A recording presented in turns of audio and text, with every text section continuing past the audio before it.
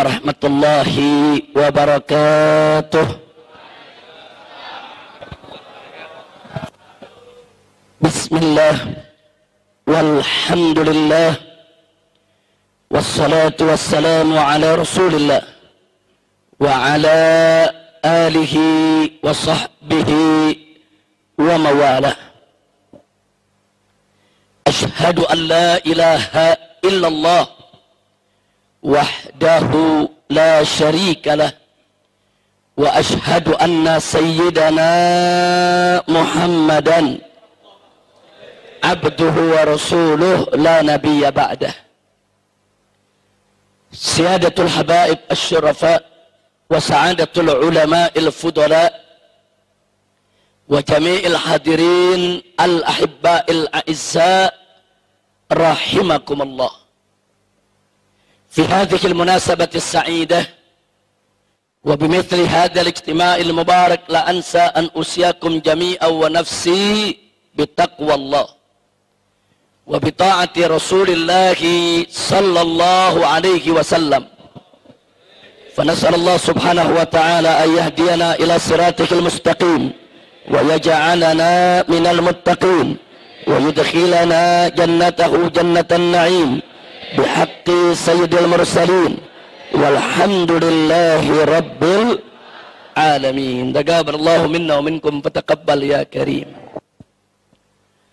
Kepada para alim ulama, para kiai, para habaib yang sama kita cintai dan sama kita muliakan.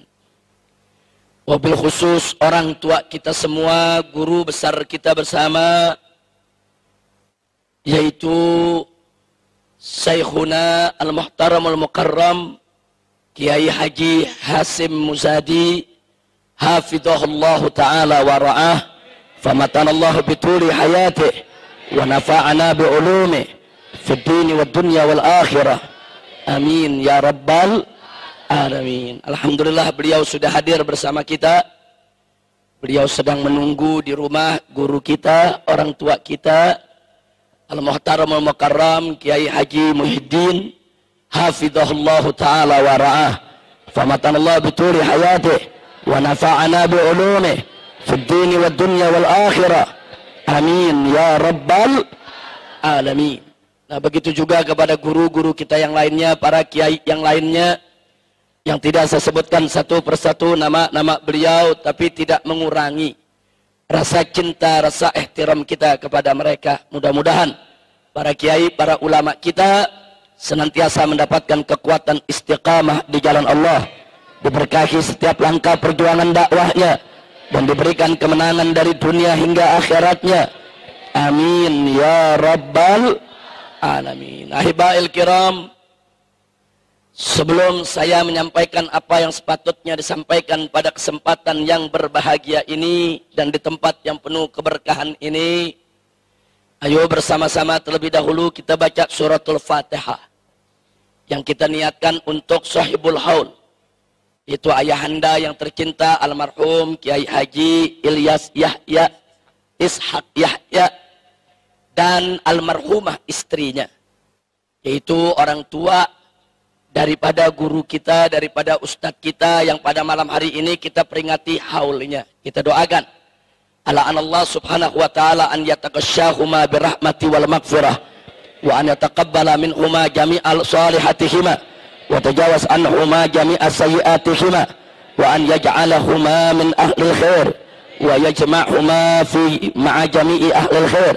wa yab'atsuma fi zumrati ahlil khair wa an yunzila alaihima fi qabrihima kulla khair bihaqqi imami ahlil khair wa ila hadratin nabi sayyidil mursalin sallallahu alaihi wasallam bisirril Fatihah.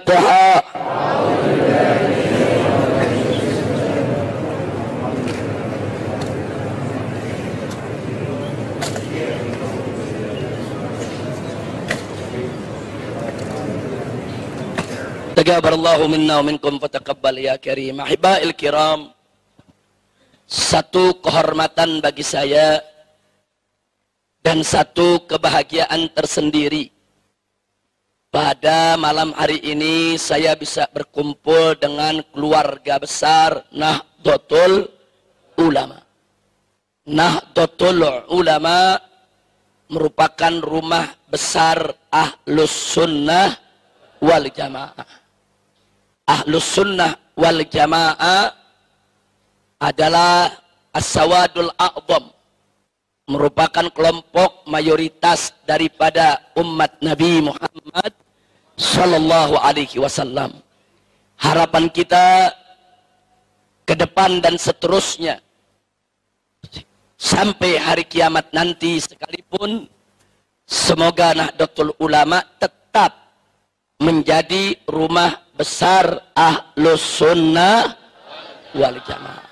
Nah, yang ingin saya sampaikan pada kesempatan malam hari ini, tanpa mengurangi rasa kebersamaan kita, keinginan kita untuk membangun persatuan, tapi perlu saya berikan indar, perlu saya berikan warning kepada segenap Ahlus Sunnah wal Jamaah, bahwa kalau Ahlus Sunnah wal Jamaah tidak merapatkan barisan, tidak menyatukan potensi sebagai mayoritas muslimin yang ada di Indonesia ini, maka saya ingin ingatkan untuk diri saya dan segenap saudara-saudara Ahlus Sunnah wal Jamaah, bahwa saat ini Ahlus Sunnah ala khatarin azim, berada pada posisi yang sangat kritis dan berbahaya. Apalagi di sekitar kita sekarang ini muncul kelompok-kelompok yang memang begitu mudah menyesatkan sesama muslim, mengkafirkan sesama muslim, dan Ahlus Sunnah pun tidak luput daripada takfir mereka, saudara.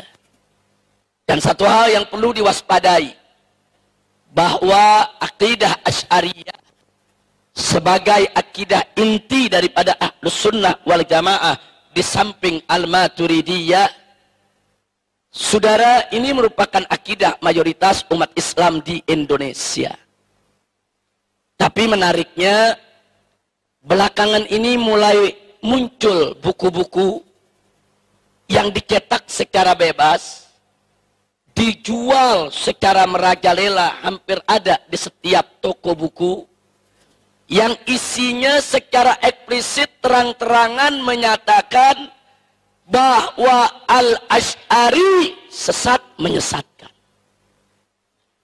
Kalau buku-buku ini beredar di Arab Saudi, saya nggak kaget. Kalau buku-buku semacam ini beredar bukan di negerinya Asy'ari, saya tidak kaget. Buku ini diketak, terbit, diperjualbelikan, disebarluaskan di depan mata jutaan kaum Asy'ariyah, saudara. Ada apa? Jawabnya cuma satu di antara dua. Ima yang menerbitkannya nekat, atau mungkin gila, saudara. Sudah nggak peduli dengan yang mayoritas, udah nggak ada takutnya, saudara. Atau mungkin yang kedua, mereka sudah merasa kuat, ya. Mereka sudah merasa pengaruh, mereka sudah mencakar di seluruh pelosok negeri ini. Dan yang lebih mengejutkan lagi, saudara, dalam sistem pendidikan Indonesia, dalam kurikulum ilmu agama, dari mulai ibtidaiyah, tsanawiyah, aliyah di Indonesia, yang diajarkan adalah akidah sulasiyah, trilogi tauhid, yang diajarkan oleh Ibn Taimiyah dan disebarluaskan oleh Syekh Muhammad bin Abdul Wahhab. Kemana akidah Asy'ariyah? Kemana akidah Ahlus Sunnah wal Jamaah? Kok bisa trilogi tauhid, saudara, akidah sulasiyah itu masuk dalam kurikulum pendidikan Islam di seluruh Indonesia, digunakan bukunya? Inna lillahi wa inna ilaihi raji'un. Jadi sekali lagi saya katakan, kalau ada kelompok di negeri ini mulai muncul berani mengkafirkan atau berani sesat menyesatkan Asy'ariyah, Ahlus Sunnah wal Jamaah, ima dia nekat atau memang dia merasa sudah kuat, saudara. Justru yang saya khawatir yang kedua, bukan yang pertama, saudara. Mungkin mereka merasa sudah kuat. Kuat finansialnya, kuat pemodalannya, kuat daripada pendanaannya, kuat backing daripada sejumlah negara-negara Timur Tengah, dan kuat daripada backup pejabat-pejabat yang ada di Republik ini, saudara. Dan ini nggak boleh dibiarkan. Makanya tadi saya katakan, Ahlus Sunnati wal Jamaah kalau tidak bersatu, tidak mendapatkan barisan, ala khotorin azim. Kita berada di persimpangan yang sangat berbahaya. Belum lagi ditambah serangan liberal dan syiahnya, saudara. Dahsyat posisi saat ini Ahlus Sunnah. Bahkan lebih dahsyatnya lagi, liberal dan syiah ini, saudara, masuk menyusup ke organisasi-organisasi Ahlus Sunnah wal Jamaah, tidak terkecuali Nahdlatul Ulama, ya saudara. Ala khatarin azim. Makanya tadi saya katakan, kita harus berjuang, berdoa agar Nahdlatul Ulama sampai hari kiamat tidak bisa tidak, harga mati harus tetap menjadi rumah besar Ahlus Sunnah wal Jamaah. Saudara, Ahlus Sunnah wal Jamaah, Ahlul Iqtidal, Ahlut Tawassut, Ahlut Tawazun. Ahlus Sunnah wal Jamaah ini merupakan kelompok pertengahan yang punya keseimbangan, yang gak mudah mengkafir-kafirkan kelompok lain, saudara. Ya, kita tidak mau NU diliberalkan. Kita tidak mau NU itu disiahkan. Apalagi kalau NU diwahabikan, saudara. Dan kita juga tidak mau kalau NU harus memusuhi Syiah dan Wahabi. Itu bukan watak NU, saudara. Memusuhi, apalagi mengganggu madhab-madhab di luar Ahlus Sunnah wal Jamaah. Tapi NU tidak boleh diam manakala Asy'ariyah digerogoti, Asy'ariyah dihabisi, manakala Asy'ariyah dikafir-kafirkan. Insya Allah. Karena itu, saudara, pada kesempatan malam hari ini ingin saya ingatkan, selama Ahlus Sunnah wal Jamaah menjadi mayoritas di Republik ini, insya Allah NKRI akan tetap bersatu, saudara. Maaf, kita harus jujur mengakui bersatunya NKRI bukan karena Pancasila atau UUD 45, tapi bersatunya NKRI adalah karena Ahlus Sunnah wal Jamaah yang menjadi mayoritas penduduk Indonesia dari Sabang sampai ke Merauke, saudara. Kalau Pancasila tidak dijaga oleh Aswaja, kalau UUD 45 tidak dijaga oleh Ahlus Sunnah, dari kemarin sudah hilang, tidak lagi menjadi dasar negara kita, saudara. Kalau Ahlus Sunnah tidak menjadi mayoritas, saudara, yang ada di Republik Indonesia ini, mungkin dari kemarin Indonesia sudah berkeping-keping menjadi negara-negara kecil, porak-poranda. Lalu kenapa dari Sabang sampai ke Merauke, dari Aceh sampai ke Irian sana, ada 300 suku bangsa lebih, saudara. Kok semua mau bersatu di bawah NKRI? Semua mau bersaudara, semua ingin tetap dalam persatuan negara kesatuan Republik Indonesia. Karena mereka semua adalah Muslim. Muslim yang bagaimana? Muslim yang Ahlus Sunnah wal Jamaah, yang cinta persaudaraan, yang cinta persatuan, yang cinta sesama Muslim, yang gak gampang mengkafir-kafirkan orang, saudara. Hati-hati, saudara. Ini persoalan takfir bainal muslimin, amrun azim wa khatir. Allah sudah ingatkan dalam surat An-Nisa ayat 94. Wallahu subhanahu wa ta'ala qala wala taqulu liman alqa ilaikumus salam lasta mu'minan. Jangan sekali-kali, kata Allah, hai orang yang beriman, kau katakan kepada orang yang memberikan salam kepadamu, artinya sudah menunjukkan identitas Islam, sudah menunjukkan syiar Islam. Enggak boleh kita katakan kepada dia lasta mu'minan, kamu bukan orang mukmin, kamu bukan orang Islam, kamu kafir, kamu musyrik, haram. Ini prinsip Ahlus Sunnah wal Jamaah, saudara. Kecuali kufrun bawah, kecuali kufrun sharih, kecuali kekafiran yang nyata. Seperti apa kekafiran yang nyata, saudara? Meyakini Allah beranak, atau Allah diperanakan, atau meyakini ada nabi baru setelah Nabi Muhammad SAW. Tapi, saudara, kalau dalam persoalan-persoalan furu, Baik itu furu'ul akidah, apalagi furu'ul syariah, saudara. Ahlus sunnah punya prinsip, tidak boleh sembarangan untuk mengkafirkan sesama muslim. Maka itu Al-Imam Abul Hasan Al-Asy'ari radhiyallahu ta'ala anhu, sebagaimana diriwayatkan oleh Adz-Dzahabi dalam kitab Siyar A'lamin Nubala, bagaimana beliau berpesan kepada para muridnya sebelum wafatnya. Beliau katakan dengan tegas, "Ishhadu alayya anni la ukaffiru ahadan min ahli qiblah." Persaksikanlah olehmu, hei para muridku, hei para pengikutku. Ini Imam Abul Hasan Al-Asy'ari, imamnya mazhab akidah Asy'ariyah. Beliau katakan, persaksikanlah atas diriku, sesungguhnya aku tidak mengkafirkan seorang muslim pun daripada ahlul kiblat, saudara. Subhanallah. Nah lalu bagaimana ini muncul kelompok-kelompok yang gampang betul ngafir-ngafirin orang? Ada Syiah yang ekstrim, berkafir-kafirkan sahabat Nabi. Ada Wahabi yang ekstrim, dia kafir-kafirkan ibu bapak Nabi, saudara. Saudara, ini negeri Ahlus Sunnah wal Jamaah. Dari kecil kita diajarkan oleh orang-orang tua kita bagaimana menghormati ibu bapak Nabi dan bagaimana mencintai para sahabat Nabi. Sampai setiap sholat Jumat, saudara, bagaimana khutbah al-Jum'ah min Ahlus Sunnah wal Jamaah selalu dan selalu mengajak umat untuk apa? Untuk taraddi alal khulafa'ir rasidin. Wardallahu ma'anil khulafa'ir rasidin. Sadatina Abi Bakr wa Umar wa Utsman wa Ali radhiyallahu ta'ala anhum. Coba kita lihat, ini ciri Ahlus Sunnah. Enggak ada Ahlus Sunnah berani kurang ajar kepada para sahabat Nabi. Dan dari dulu, saudara, Ahlus Sunnah wal Jamaah diajarkan untuk hormat kepada keluarga Nabi, kepada ibu Nabi, bapak Nabi, anak keturunan Nabi.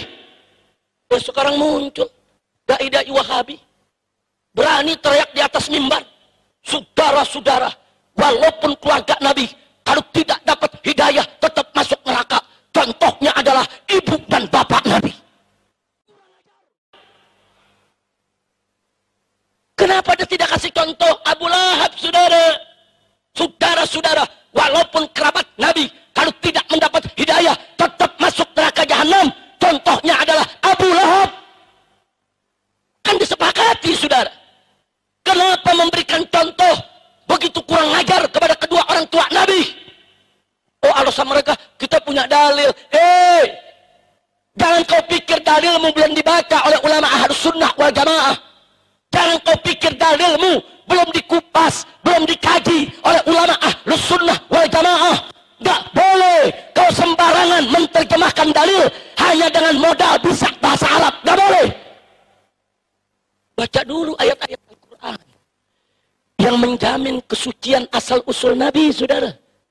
Baca dulu hadis-hadis yang lain yang menjamin kesucian kemurnian asal-usul Nabi, saudara. Jadi kalau hadis yang kau pahami dengan pahammu bertentangan dengan ayat-ayat dan hadis-hadis lain yang menjamin kesucian asal-usul Nabi, wajib kau takwilkan supaya tidak bertentangan dengan Al-Quran dan hadis yang lebih kuat. Bukan seenaknya menurut nih, saudara, jenggot baru selembar, bikin celana kekurangan bahan, pakai nyala-nyalain Asy'ariyah, nyala-nyalain Ahlus Sunnah, kutu onta. Maka itu saya mau tanya dulu nih, warga NU nih semua saya mau tanya nih, siap bersatu tidak? Jawab yang kompak, siap bersatu tidak? Siap berjuang tidak? Siap bela Islam tidak? Takbir. Shallu ala Nabi. Saudara, selama Ahlus Sunnah wal Jamaah menjadi mayoritas di Indonesia, nggak usah khawatir. Madhab-madhab yang lain bisa hidup dengan tenang. Jangankan madhab yang lain, orang kafir pun hidup tenang, saudara. Karena Ahlus Sunnah wal Jamaah, saudara, nggak ada diajarkan untuk mengganggu orang lain. Kalau Ahlus Sunnah tetap menjadi mayoritas di Republik ini, saudara, nggak ada Ahlus Sunnah yang mengganggu Syiah, yang mengganggu Wahabi. Syiah dari dulu udah ada di negeri kita. Syiah Wahabi dari dulu udah ada di negeri kita. Nggak, Ahlus Sunnah nggak ganggu. Selama mereka tidak mengganggu Ahlus Sunnah, ya ikhwan. Tapi hati-hati. Kalau besok bukan Ahlus Sunnah yang menjadi mayoritas di Republik ini, saudara, kalau besok bukan Ahlus Sunnah yang menguasai negeri ini, saudara, tidak ada yang bisa menjamin mazhab lain bisa hidup dengan tenang, termasuk Ahlus Sunnah sekalipun, saudara. Lihat apa yang terjadi di Syria. Bagaimana kelompok-kelompok ekstrem Syiah dan kelompok-kelompok ekstrem Wahabi bertempur, saling bunuh, dan Ahlus Sunnah wal Jamaah jadi korbannya, saudara. Almarhum wal maghfurullah Syahid Profesor Dr. Muhammad Said Ramadan Al-Buti, saudara. Siapa beliau? Ulama Asy'ari, ulama Syafi'i, umur sudah 85 tahun, saudara. Begitu melihat bangsanya, rakyatnya, anak negerinya bertempur, sedih, dia nangis, dia nasihati pemerintah, jangan bunuh rakyat. Dia nasihati rakyat, jangan berontak kepada pemerintah. Kedua belah pihak dinasihati, saudara. Diminta duduk bermusyawarah. Sebagaimana adat istiadat daripada Ahlus Sunnah wal Jamaah yang selalu menjunjung tinggi musyawarah. Tapi apa yang terjadi, saudara? Menjadi korban fitnah. Yang kelompok Syiah menuduh dia anti Syiah, yang kelompok Wahabi menuduh dia bela Syiah, saudara. Akhirnya dibom majelisnya, dibunuh saat sedang mengajar tafsir Al-Quran. Biadab. Coba lihat, saudara. Makanya tadi saya katakan, kalau besok bukan Ahlus Sunnah lagi yang jadi mayoritas di negeri ini, siapa yang jamin? Siapa yang jamin Anda tidak ditindas, saudara? Sekarang aja belum berkuasa udah berani mengkafir-kafirkan kita. Sekarang belum berkuasa udah berani bicara di TV, di atas mimbar. Kita disesat-sesatkan, dikafir-kafirkan. Belum berkuasa saja sudah seenaknya menghina-hina kita. Apalagi berkuasa, saudara. Nah, saya bicara begini, bukan saya memprovokasi Anda untuk memerangi Syiah atau memerangi Wahabi, bukan. Tapi saya memotivasi Anda untuk memperkuat diri, untuk merapatkan barisan, untuk menguatkan benteng kita, Ahlus Sunnah wal Jamaah, saudara. Kalau benteng kita kuat, barisan kita kuat, mau Syiah, mau Wahabi, saudara, mau kelompok-kelompok lain, tidak bisa untuk memporak-porandakan persatuan kita. Tapi kalau besok mereka yang menjadi mayoritas, hati-hati. Lihat yang terjadi di Syria. Lihat yang terjadi di Irak, saudara. Lihat yang terjadi di Yaman saat ini, saudara. Yang jadi korban Ahlus Sunnah wal Jamaah. Ma'had Ahlus Sunnah dibom. Rubat-rubat Ahlus Sunnah dibom. Saat ini 4.000 pelajar Ahlus Sunnah wal Jamaah yang selama ini sedang tekun belajar di Yaman. Mazhab Syafi'i yang mereka pelajari, Asy'ari yang mereka pelajari. Begitu Yaman diobok-obok, diporak-poranda, bubar, pulang semua ke negerinya, saudara. Siapa yang terlibat? Yang terlibat Syiah yang ekstrem, Wahabi yang ekstrem, saudara. Ini ekstremitas, saudara, berbahaya. Mau di kalangan Syiah ke, mau di kalangan Wahabi ke, kalau sudah ekstrem, sangat-sangat membahayakan persatuan Islam. Maka itu, saudara, sekali lagi sebelum saya akhiri, kehadiran saya di sini bukan untuk memprovokasi Anda semua atau memprovokasi saudara-saudara saya dari kalangan NU atau dari kalangan seluruh Ahlus Sunnah wal Jamaah agar memusuhi Syiah, memusuhi Wahabi, membantai, membunuh mereka. Bukan itu, saudara. Tapi saya memotivasi Anda untuk memperkuat diri. Memperkuat diri. Satu informasi yang saya mau sampaikan kepada Anda, saudara. Anda tahu sejak tahun 80-an, Kedutaan Besar Arab Saudi membagi-bagikan ribuan beasiswa kepada santri-santri Indonesia, santri-santri pesantren untuk belajar di Arab Saudi sana. Saya termasuk salah satu yang mendapatkan beasiswa. Saya belajar di King Saud University. Saya selesaikan program S1 saya di sana, saudara. Saya lihat dengan mata kepala saya. Saya dengar dengan telinga saya, saudara. Berapa banyak? Tidak kurang dari 75-80% pelajar Indonesia yang belajar di Arab Saudi, di universitas-universitas pemerintah Saudi, berubah menjadi Wahabi. Kalau sekedar berubah menjadi Wahabi, saya masih nggak kaget, saya masih nggak khawatir. kalau Wahabi buat dirinya. Tapi begitu mereka pulang, berapa banyak di antara mereka direkrut, diberikan tugas, dimodali, dikasih finansial. Untuk apa? Untuk mewahabikan Indonesia. Ya, mereka pulang. Mereka diberikan finansial. Mereka bisa membentuk organisasi, membentuk mahat-mahat, membangun masjid-masjid. Uang mereka banyak, ekonomi mereka kuat, pendanaan mereka luar biasa. Dan mereka di backup oleh kekuatan asing, saudara. Hati-hati kita sentuh mereka. Anda sentuh mereka, saudara, pemerintah Saudi yang akan protes. Ini urusan internasional, saudara. Dan pada tahun yang sama, setelah revolusi terjadi di Iran, Iran pun melalui kedutaan besarnya membagi-bagikan ribuan beasiswa kepada santri-santri pesantren di Indonesia, saudara. Ya, kita bersyukur, kita berterima kasih kepada Saudi, kepada Iran yang telah memberikan kesempatan kepada santri kita untuk belajar di jenjang pendidikan yang lebih tinggi. Tapi kita prihatin, manakala yang di Saudi diwahabikan, yang di Iran disiahkan. 99% pelajar Indonesia yang belajar di Iran jadi Syiah, saudara. Baik, kalau Syiah buat diri mereka, saya nggak kaget. Itu hak pribadi mereka, saudara. Tapi begitu mereka pulang, mereka mendapat misi untuk mensiahkan Indonesia. Mereka dibiayai, mereka dimodali, mereka mendapatkan pendanaan. Masya Allah. Singkat cerita, ini sudah berlangsung dari awal 80-an. Sekarang kita sudah 2015. Anak-anak kita yang belajar di sana udah banyak pulang, pada jadi doktor, saudara. Nah, sekarang pertanyaan saya, apa yang sudah kita siapkan untuk menghadapi mereka? Besok 1.001 dokter Wahabi pulang ke Indonesia. Besok 1.001 dokter Syiah pulang ke Indonesia.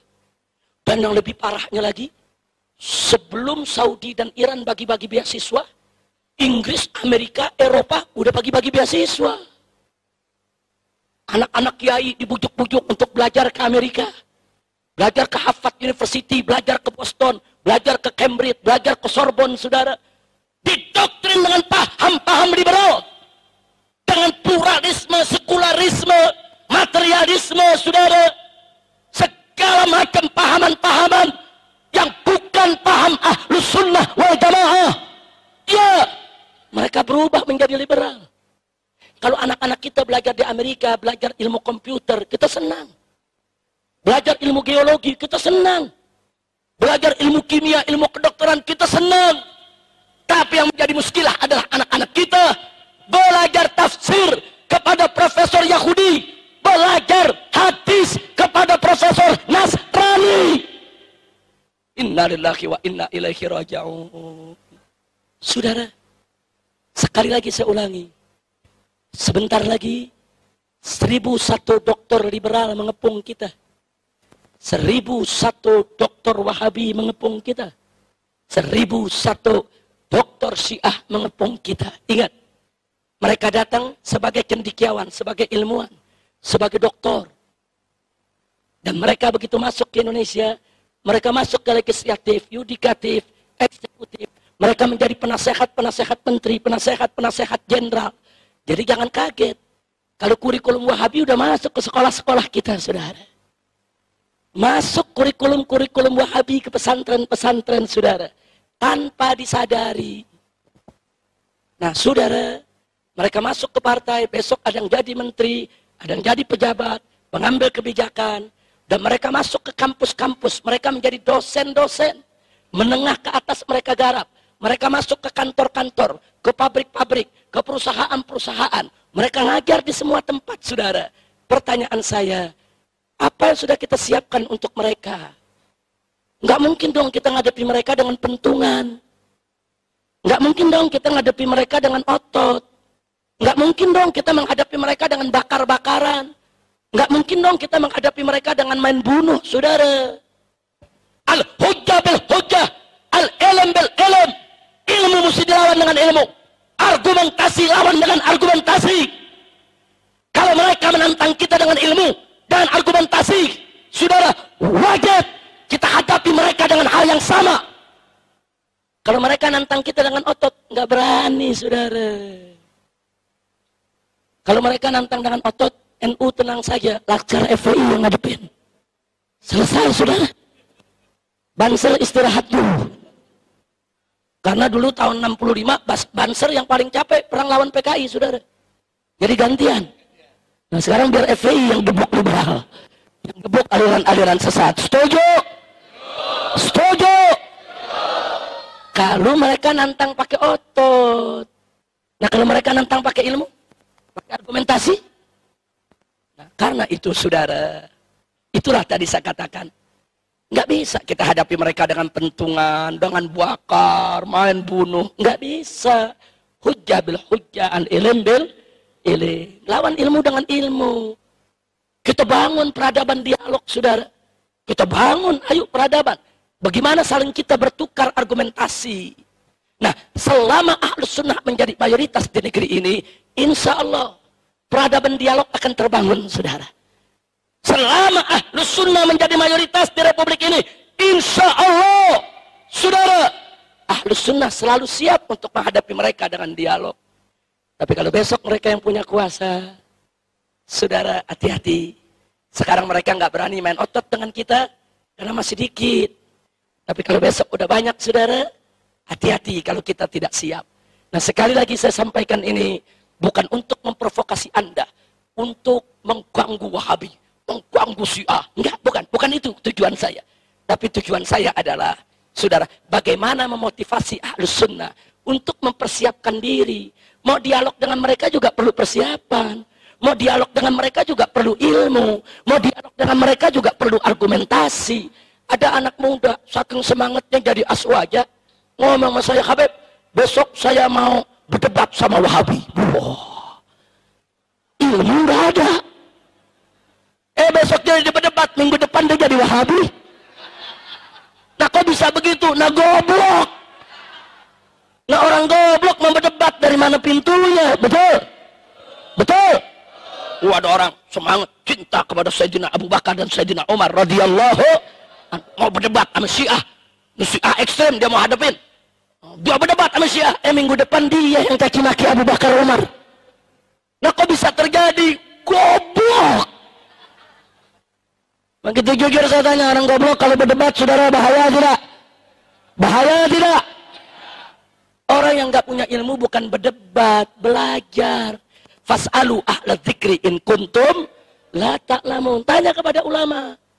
Tanya, Pak Kiai, ini saya dengar ada majelis mencaci maki Abu Bakar Umar.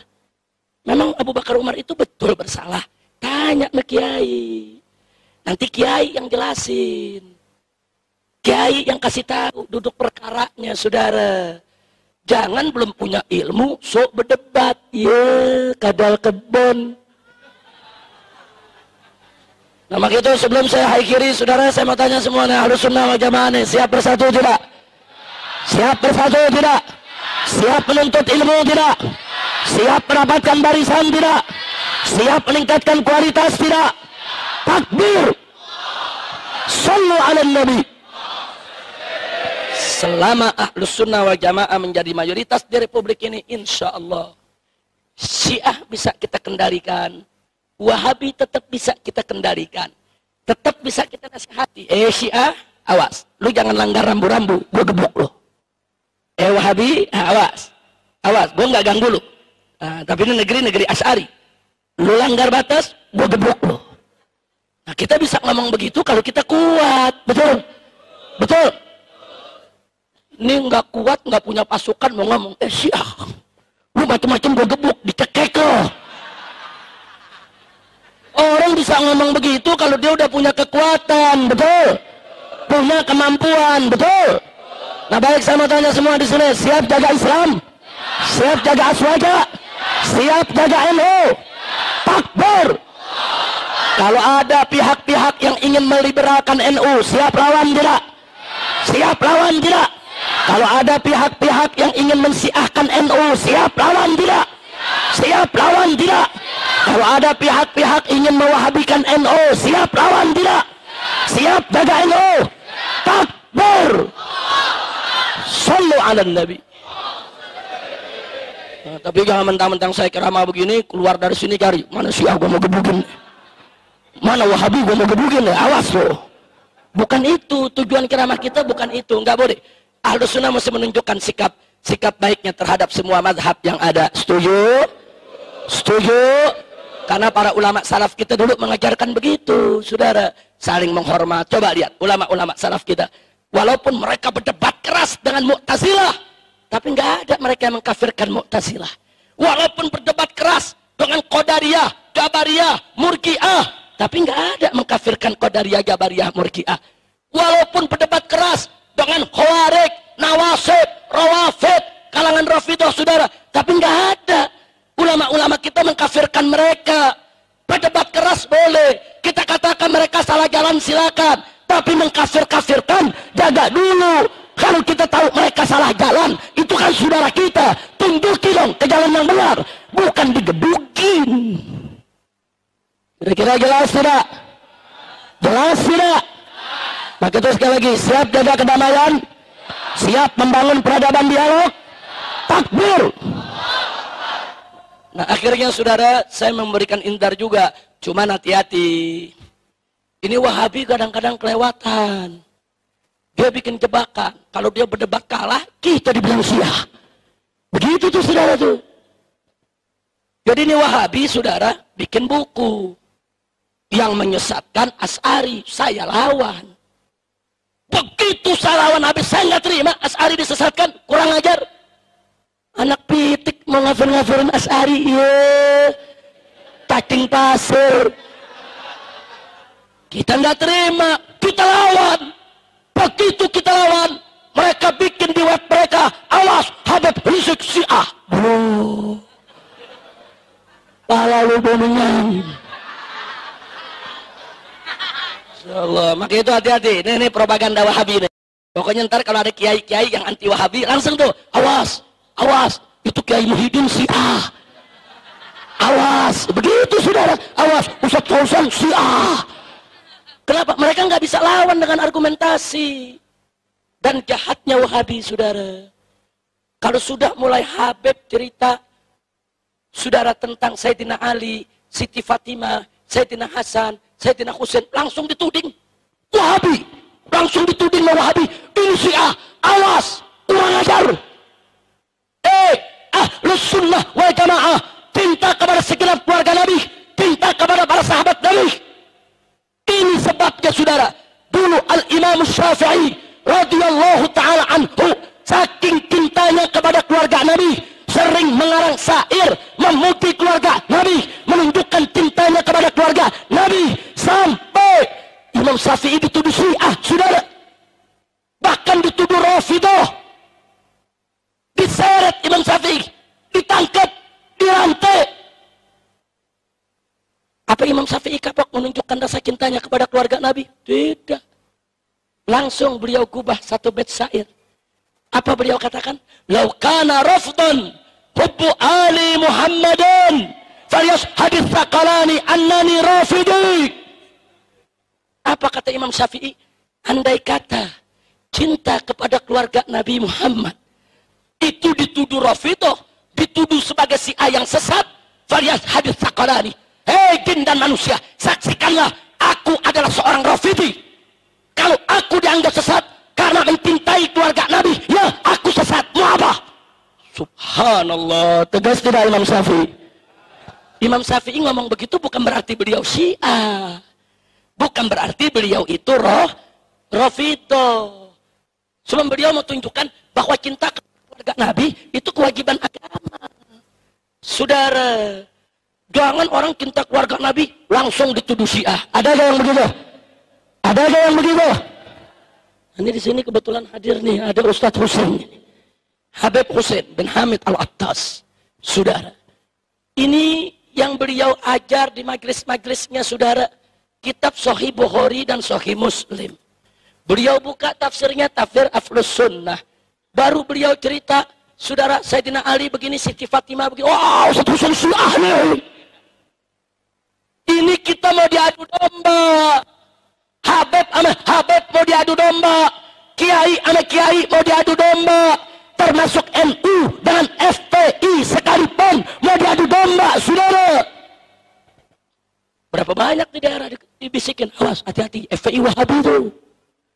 Dari mana Wahabi? Kan Habib Rizik lulusan Saudi. Coba lihat, saudara. Ada lagi yang isuin, awas, FPI Syiah tuh. Lo dari mana Syiah? Lah kan Habib. Habib, kalau Habib Syiah dia. Kurang ajar, saudara. Ada yang begitu? Ada tidak yang begitu? Kurang ajar tidak? Nah, nggak boleh kita diadu domba lagi. Kiai dan habaib harus bersatu. NU dan FPI wajib untuk bersatu. Bahkan FPI itu bukan orang lain. FPI itu anaknya NU, cuman agak bandel dikit. Gitu doang, saudara. Ya tahlilnya sama, betul? Betul? NU tahlil, FPI tahlil. NU ziarah kubur ya? FPI paling doyan. Nah, apa bedanya? Cuman bedanya satu. Kalau ada tempat maksiat, NU ini kan banyak orang tua yang ngurus dada. Ya Allah, kapan tutupnya? Allah gabulin doanya. Saudara, Allah gabulin doanya, Allah gerakin FPI yang ngebakar.